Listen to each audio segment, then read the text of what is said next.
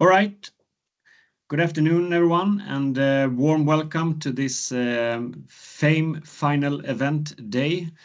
We already have had some sessions in the morning with an overview of the project. And in this session, we will deep dive into data topics, into the CCAM data sharing framework, but even more on the CCAM test data space. So today I have Marcos Nieto and Juan Diego Valdevieso from Vicomtech, colleagues in this project, to be presenting the details of this. But before we go into this, I would just like to present an overview of the FAME project, since maybe not all of you were taking part in the morning session. So the FAME project started in 2022 with 4 million euros in funding for 22 project partners. But FAME is also building on a large stakeholder network and have that are the key components for input and also for dissemination. The project has co-organized the UCAD conferences, organized stakeholder workshops, and initiated the policy dialogue. The link to the CCAM Partnership is important and well established on an overall level, but also with key persons having cluster leader positions also taking part in the FAME project. In this session, then we're going to present the data sharing frameworks and also having organized many events also for this topic with stakeholder input, always contributed a lot to that. In addition to these stakeholder workshops, we have the EU-US-Japan knowledge exchange. It's important. However, we are lacking the support from the US since a few years back. The stakeholder engagement is crucial for our project, from the European Commission, from the industry, from academia, and from society. In this morning, Vasilis Sorlas from ICCS presented the EU-wide knowledge base, which is a knowledge hub for CCAM research and innovation in Europe. All the material related to the framework that we will present in the afternoon are presented also in the knowledge hub, in the knowledge base.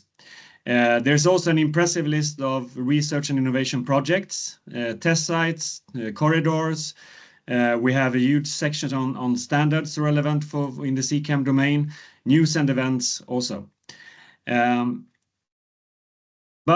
in this session, I'm proud to present what we call the European Framework for Testing on Public Roads. The framework is based on lessons learned in past European and national projects and activities. And we have defined this framework with the components covering the multidisciplinary aspects of testing automated vehicles on public roads. In all parts, we're trying to develop the components together with experts from all over Europe within the CCAM domain.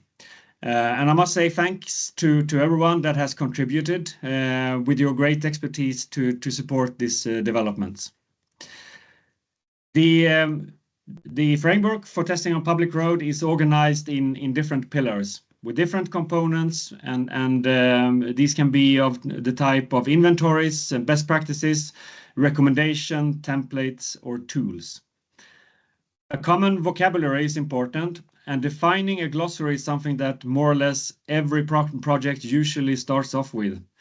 The CCAM taxonomy, developed in the FAME project, presents an approach to logically organized terms and definitions, then to be used by CCAM projects. It's easy to make an export of the terms used in your project, and you can also suggest additions or modifications. This tool can be reached via the connected and automated driving knowledge base, as I mentioned before. To the left pillar, we have the regulatory aspects, then coming into ethical consideration, data management topics, as well as then the test data space. And to the right, we have the common evaluation methodology presented by Satu Inema of VTT this morning. We see all these pillars and components as vital for any CCAM testing activity. The European Common Evaluation Methodology is material that can and should be used by CCAM projects with the aim to harmonize research results from CCAM projects. This is an extensive material, 200 plus dense pages with information, but there are also simplified versions to be used as introductions to this material. And as well, again, please visit the Connected Automated Driving Knowledge Base for more information.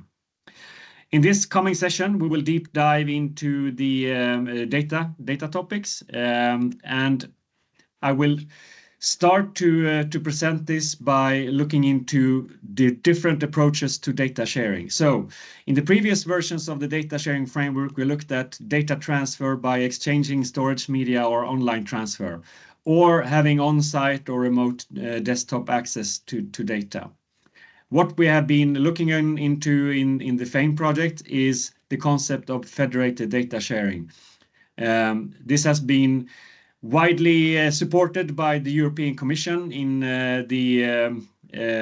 different publications and reports, and is something that is seen as an approach to simplify and also to boost data sharing in Europe. The CCAM data sharing framework consists of different topics that we have been looking into. The data sharing agreements are super important because making a mistake in these agreements could potentially make data worthless once the project ends. So there are lessons learned and best practices related to these topics in this section. We also have the administrative parts of training on data protection, data governance procedures, support and research services, financial models, as well covered in this document. The more practical side, we have data and metadata descriptions and approaches how to organize this, as well as data protection recommendations. What we have been doing in the scope of federated data sharing is that we would like to take the knowledge of the CCAM data sharing framework and conceptualize this into a CCAM test data space demonstrator. And this approach will be presented by Marcos Nieto first from Vicomtech, so I will just leave the floor for you. Please, Marcos. Thank you, Eric. A pleasure. Let me share my screen then so we can start. All right, then. Hi, everyone. My name is Marcos Nieto. I am with Vicomtech Research Foundation in Spain, and we've been working in the FAME project to develop the test data space. For those of you not familiar with the concept of data spaces, I think it's important to have a quick look at its definition, because it's the technology that we have chosen, actually very well explained by Eric, as the new technology proposal for data sharing. And the idea is that a data space is a federated secure environment for sovereign data sharing among trusted partners. And that means that sovereignty is the concept that the data providers retain the control over the data, which is one of the key aspects of the data spaces. And the ability to interconnect is enabled by the existence of a set of common policies, rules, and standards, which guarantee to some extent the interoperability of the input and output connections and data exchanges. Of course, but in order to make this effective, the idea is to create a collaborative ecosystem where all participants might feel comfortable under these principles and secure by the idea of controlling their assets by having a trusted set of policies and and regulations that support the business models. If we take a look at the current status of data spaces as a technology in 2025, there are several very large initiatives that need to be considered when thinking about implementing such a technology. There are several of them which have been adopted in the conceptual stage of the test data space in FAME, such as the Gaia X, in order to determine what data space should look like, the IDS reference architecture, which explains how to actually implement data space into practice, and several others, including the Eclipse data space connector, which provides a number of building blocks for software developers in order to implement and deploy data spaces, while other initiatives such as Simple aims to provide additional layers, such as the ability to have a middleware which can abstract developers and applications from the underlying infrastructure which is needed for executing a data space. Altogether form an ecosystem of large initiatives which are to be considered when building a data space. Nevertheless, if we take a quick look back into the motivation, of course, the motivation of data spaces is because in the European context, there is the need to have these data sharing frameworks, and it is proposed that data spaces are the solution to this need. However, there are still some challenges or big challenges in the way through this implementation.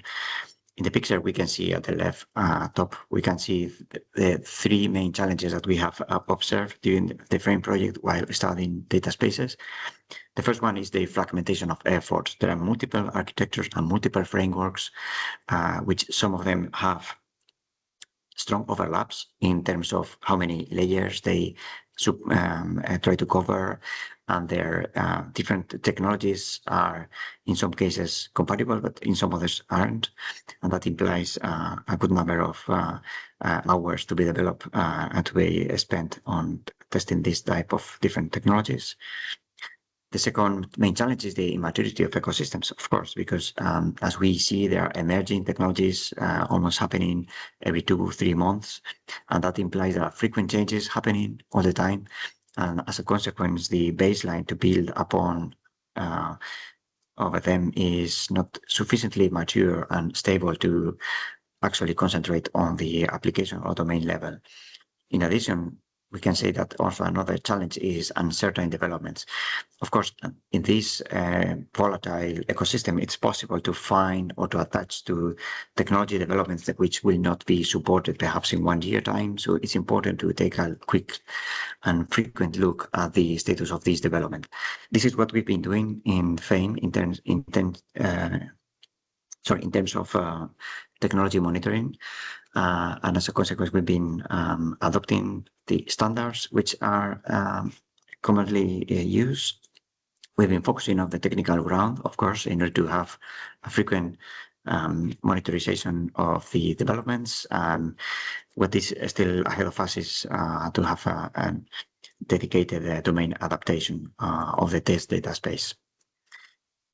The current situation is that the test data space, as we will see next in a few moments, a demonstration, is that we have deployed a prototype which can be used, which offers connectors as a service. And the idea is that stakeholders can join this data space that already supports these common principles for data access, interfaces, formats, taxonomy, and utilization.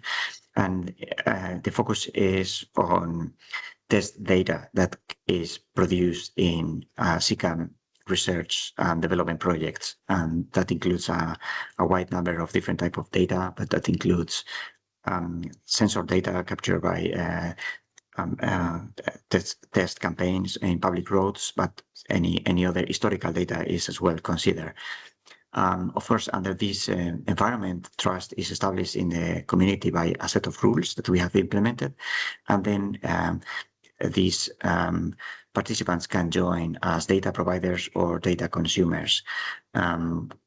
retaining, as explained before, full control of who and for what purpose their data is accessed and which purpose is used. A data catalog exists whenever a participant joins through their connectors, and as you can see in the picture, there are several already initiatives and projects joining the data space, and we have defined an onboard process that can be followed in order to participate into this prototype of the test data space. If we take a look ahead and think about the next steps of the data space is, of course, to extend it in terms of domain adaptations. We want to explore the different potential use cases that these CCAM testing activities might involve, to continue monitoring the technology evolution and maturity, because in the last couple of years there have been huge changes in the baseline technology that we have built the famed test data space upon, to have a stakeholder onboarding and alignment. That, of course, is one of our most immediate intentions, to onboard more participants into the test data space and then define a long-term business models, which is, of course, supported by these common rules, policies, and legal aspects. So this was just an introduction to the test data space. I will now hand over to my colleague Juan Diego, who will be showing hands-on and a live demonstration of the front end of the test data space. Thanks. Thanks, Marcos. Can I just intervene for a very short? I missed to inform. I would like you to, if you have any questions on the data sharing framework or on the CCAM test data space, please see the bottom Q&A and write your questions, and then we will address them after this, after the presentation then from Juan Diego. Please, Juan Diego. Thank you, Eric. Thank you, Marcos. Yes, I will. Screen.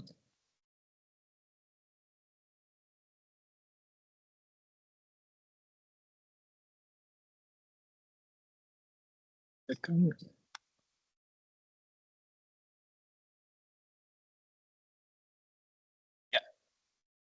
So yes, as it was presented before in the conceptual view, what we have done in the FAME project is the deployment and implementation of different technological components that will act as connectors within the ecosystem that belongs to the test data space. So in this demonstration, what I will want to show you is then the way of a user can interact with those connectors. These connectors are currently deployed in a cloud ecosystem environment, where this environment has been securized, and it exposes to the outside, let's say through internet, some secure APIs that allow a user to interact with the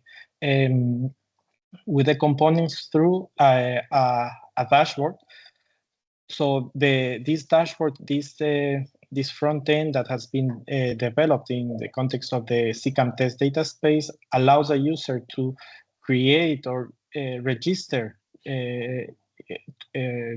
using their personal details, and create a new account within the test data space.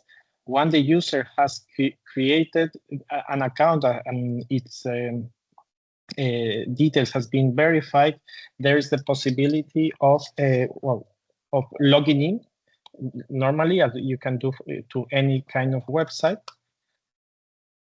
And when you log in inside this dashboard, you will see a landing page or front end where you have where there is the description of what are the functionalities of this dashboard, what are the use cases that now at this point the CCAM TDS test data space supports.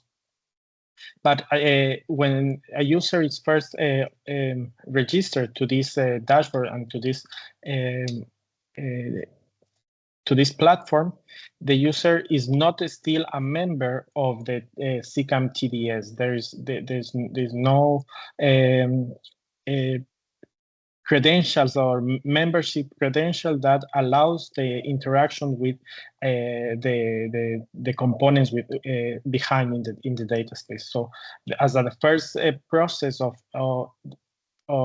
that a user or a participant will need to do in order to start interacting with the rest of the participants in the data space is to fulfill an onboarding form where different details about the company, the contact person, some legal aspects that has been actually part of the definition of the process of onboarding. Well, this is the fake numbers. So the participant needs to fulfill in order to be able to be a candidate to onboard within the data space. Actually, as part of the activities in the FAME project, these terms and conditions has been drafted. There's a first version of some predefined conditions that this participant needs to fulfill in order to be able to participate within the data space. Once these conditions has been satisfied, and well, the user needs to accept these terms and conditions, and this starts a process of verification and validation from the data space authority. There has been different roles defined within the test data space. One of these is the TDS, the CCAM TDS authority, CCAM TDS operator, and the idea is that these different roles and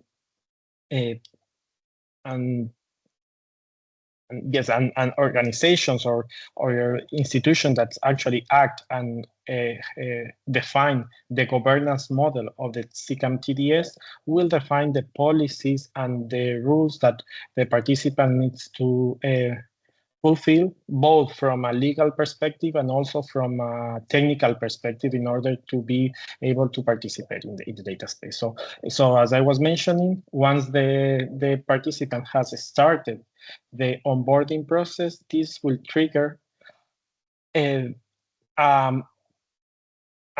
request to the CCAM TDS operator in order to deploy a new connector in this cloud infrastructure that actually runs the CCAM TDS. This at this point of the implementation of the CCAM TDS is a manual process that needs to be done beforehand by the operator and the authority of the CCAM TDS. This deployment of a new connector, which is the connector is the central piece of the data space that actually allows the communication between the different participants. This deployment also involves issuing some credentials that actually give them permission and claims to allow the interaction with other participants. Once this connector is already deployed in this environment of the data space, and already a user that already has a connector for himself to interact within the environment can log into this dashboard and start operating in this system in the CCAM TDS.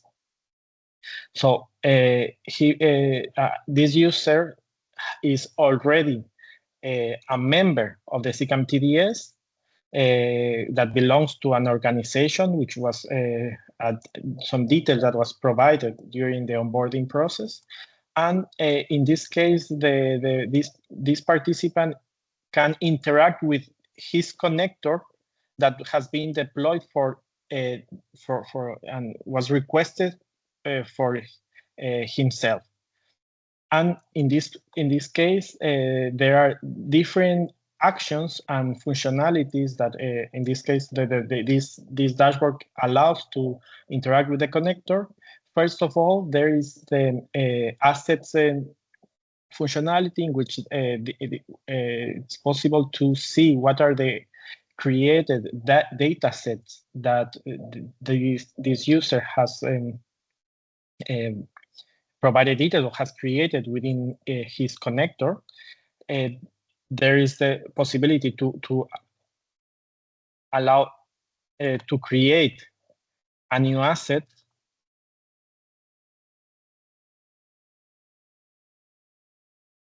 This implies providing some details about the asset, and also at this point, what we have implemented is as data source, in this case, an HTTP API functionality that allows to share content through HTTPS protocol. So the user needs to provide an URL of where his data is available. This data needs to be available to the connector, and this will not be shared with other participants. This is just for internal for his connector. There are the possibility to configure some technical aspects regarding the way of requesting the data to this API, and we are able to save and register this new asset. We can also see what were the details of this new asset that was created, and we have defined also other assets before that also have some descriptions, and this belongs to different data sets, data sources. Another important part of the definition as a data producer, in this case, this user or this participant is acting as a data producer, is the definition of policies. These policies allow to filter and to define how the assets can be shared and viewed by other participants within the dataset. And this is important definition that needs to be done by the data space authority. And the data space technology and the connector technology allows different kind of policy that implies permission, prohibition, and obligations. And all of this is related with which kind of credentials and description of the participant has already signed. In this case, for the testing data space, what we have defined for this first version of the test data space is a generic membership policy. This policy actually, what it means is that it requires a membership credential in order to when this policy is attached to a contract, and a data processor, which is another kind that allows filtering by data level, by data access level, in order to filter some of the data to be more restrictive to some participants. In this demo, then the next step is to define the contracts that are shared within the different participants in the data space. This relates and match policies with assets. So this relates the policies that an asset will have within the data space. For instance, in this case, we have defined that these two assets require these two policies for both accessing and negotiating contracts. In this case, the dashboard allows the participant to define new policies and set different access policies and contract policies. I can define here the same policies for this test asset that I have created before.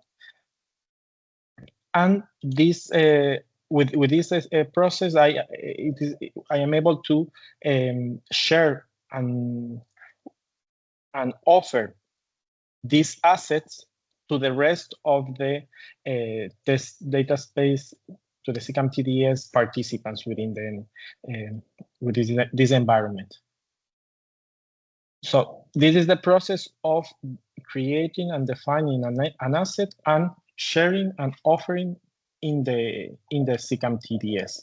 Then in the process of consuming and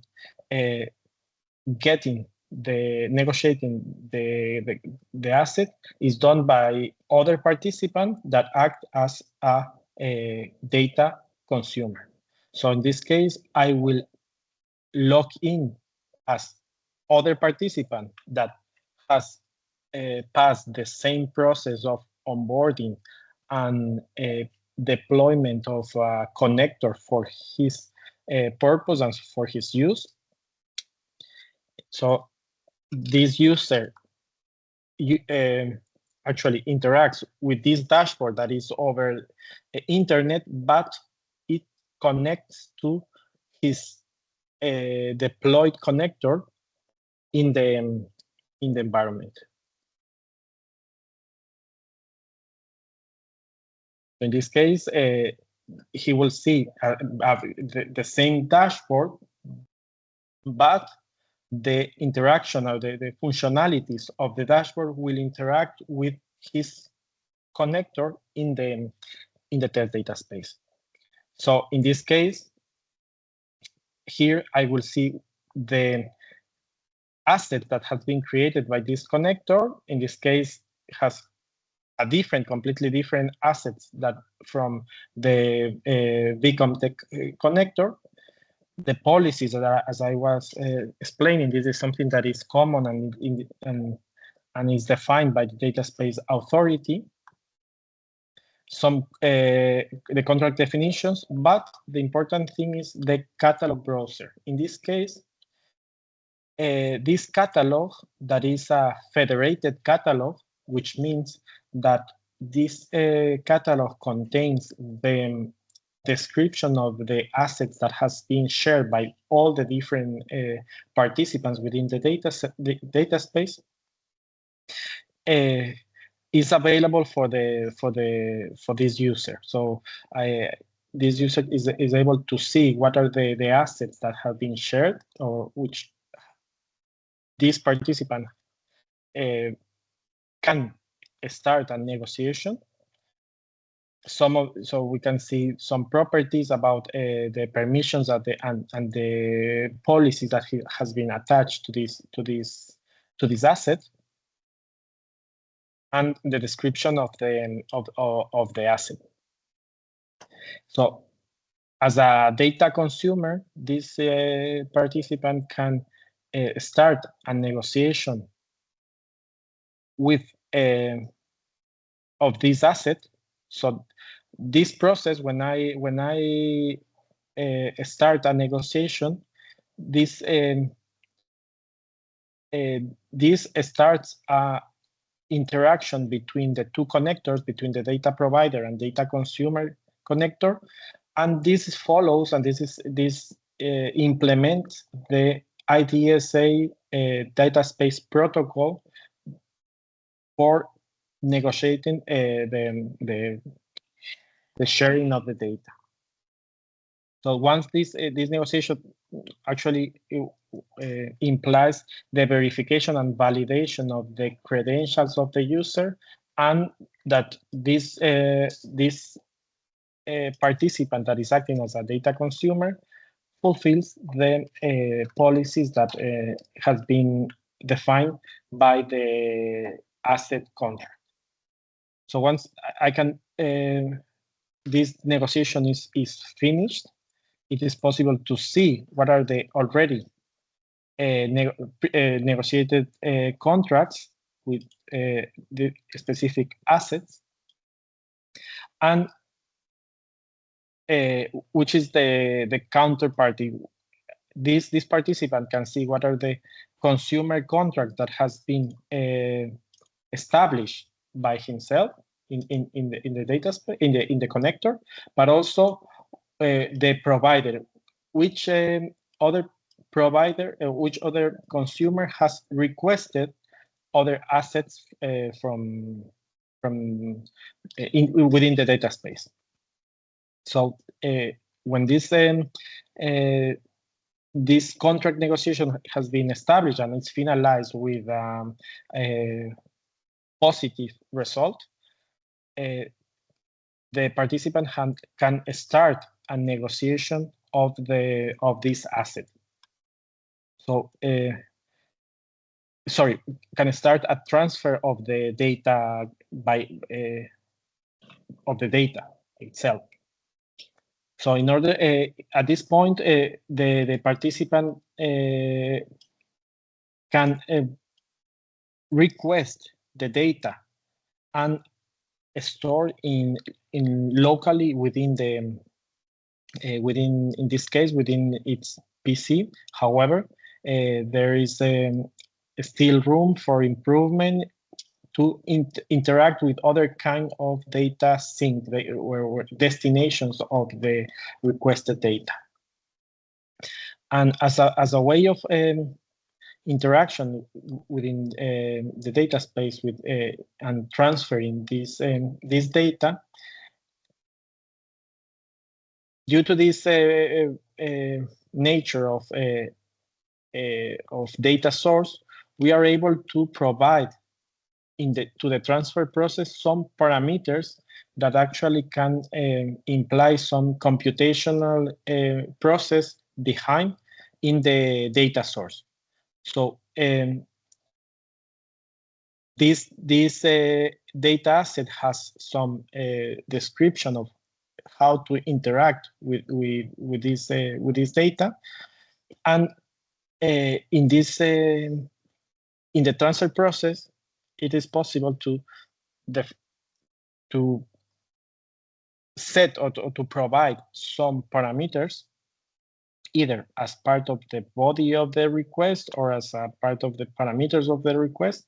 There are different possibilities, and this sends this request through the connector, and if the negotiation has been finalized correctly, which it was, and the data process is and the data store is available, we can submit this data transfer, and this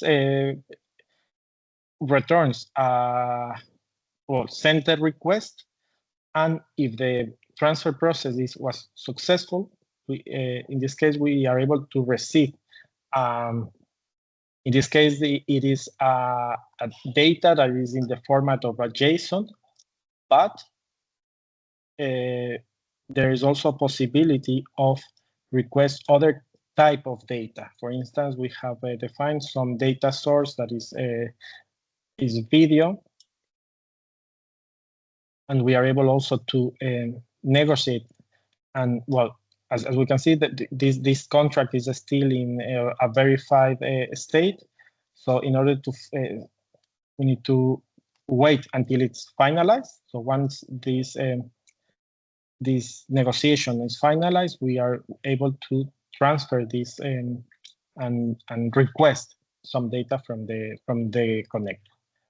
So it is possible to have this case. We need another kind of parameters to be provided. These are just examples. And this sends these parameters, and as a result, we receive a response. And in this case, with a video of the data that has been requested. Even further, there's possibility to get more complex types of data that includes both some JSON files and also images. So this, for instance, this data asset includes different types of data in its data request. So we are able to also, since we are able to see and we are able to negotiate in the catalog browser, we negotiate this data asset, and we are able to, this contract has also been finalized correctly, and we are able to transfer or request some data from this data asset. So in this case, this the parameters also is related with its data source, and when we submit this, this goes to the data provider and request the data. And in this case, yes, the data type is, as I was explaining, more complex. It includes different description of the data in open label format, which is an open standard for labeling purposes, and some images from different sensors, or different type of sensors. So through these parameterizations of the data request or the data transfer request, it is possible to collect either a full set of data, or select which type or which specific set of data we want to transfer or we want to get. And finally, once we are able to see or to perform a full transfer process with different types of data,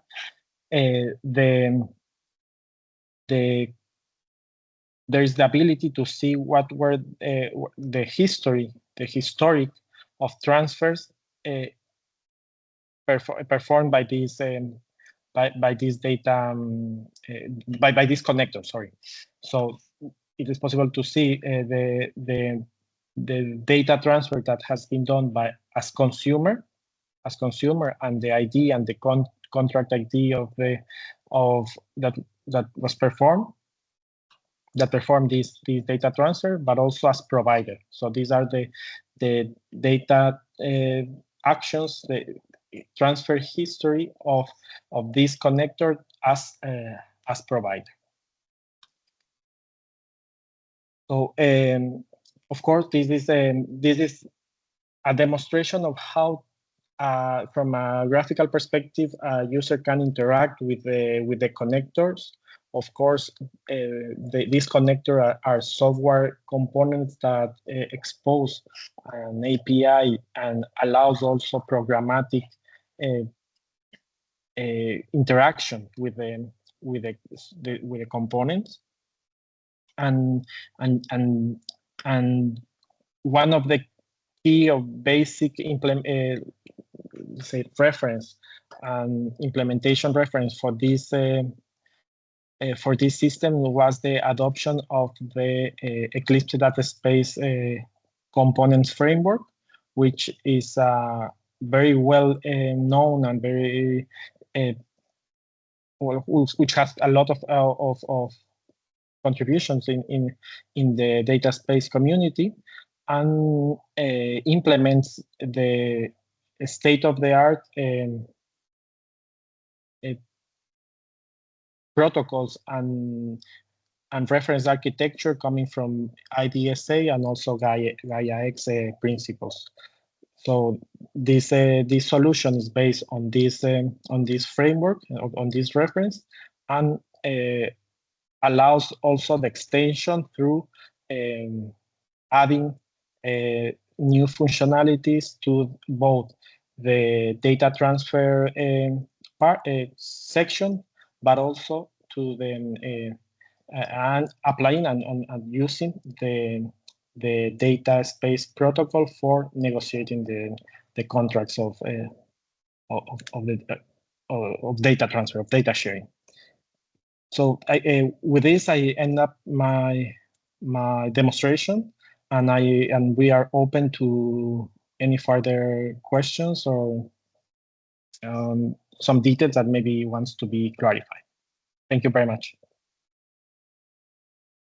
Thanks a lot, both Juan Diego and also Marcos. I have some issues reaching the chat, so maybe I ask Marcos or Juan Diego to see if there are any questions. Questions in the chat, not in written form for the moment. Yeah. So in that case, I would like to ask one question then from that I thought of, and that is, if I am now wanting to participate in this test data space, what are then the next steps for that?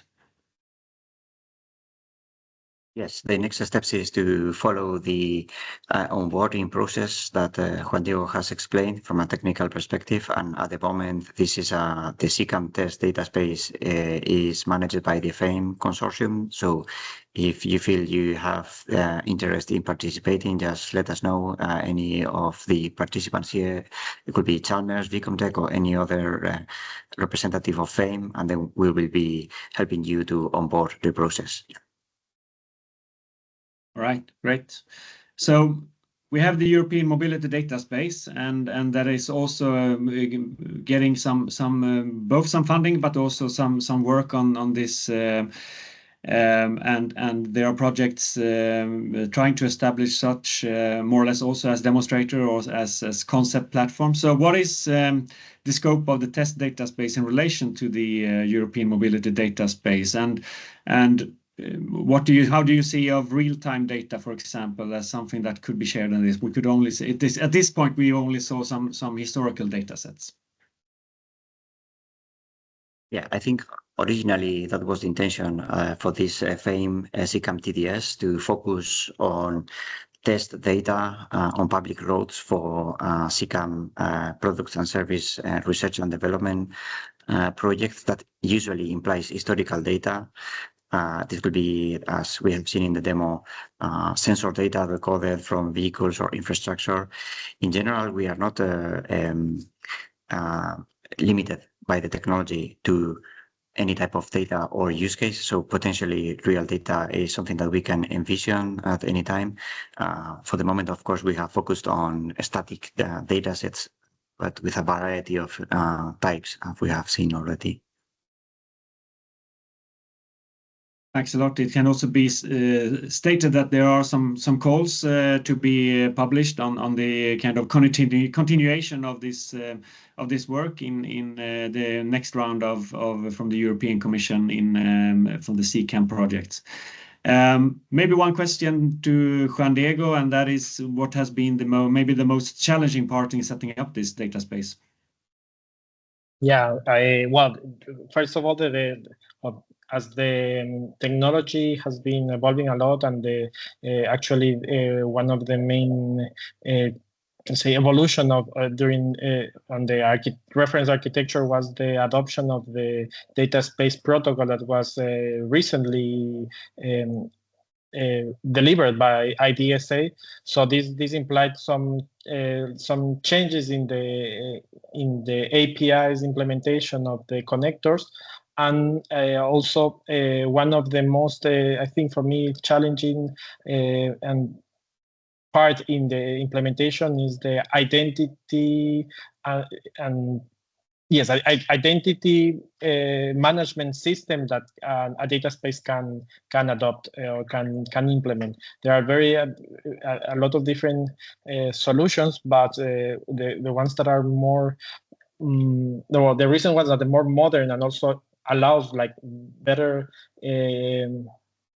governance of the data within this kind of environment is the decentralized identity management systems, which actually implies a more complex definition of the components that actually issue credentials and issue identities, and this something that is still evolving, and this is still changing. Some of these solutions actually are implementing more complex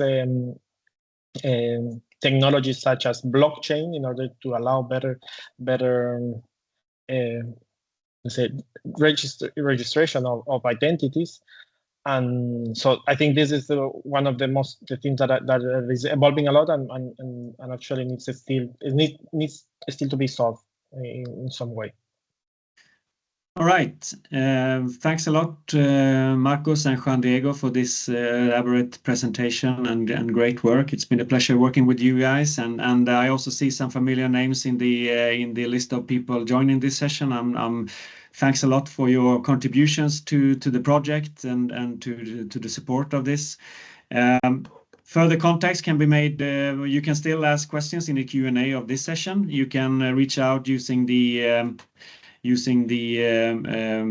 Connect and Automated Driving webpage, or just send a simple email, and we will see who will answer best to it. So thanks a lot for joining this session. In just 10 minutes, we will start the next session looking at the regulatory landscape and for CCAM developments. And I hope to see some faces there as well of you here. So once again, thanks a lot, and have a nice rest of the afternoon. Bye-bye.